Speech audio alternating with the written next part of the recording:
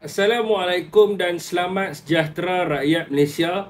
Bila mula sahaja pilihan raya, sudah tentulah akaun TikTok saya akan kena ban ataupun tidak boleh diakses di Malaysia.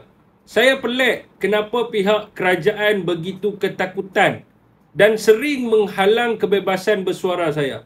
Jika apa yang saya mengatakan itu adalah sesuatu yang tidak benar ataupun palsu, boleh hadapkan saya ke mahkamah dan buktikan saya bersalah, bukan dengan menyekat akaun media sosial saya.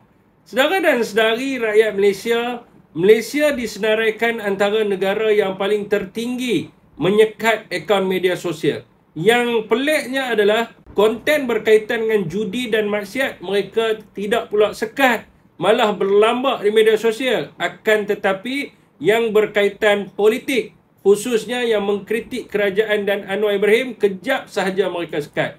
Ini adalah akaun saya yang ke-9.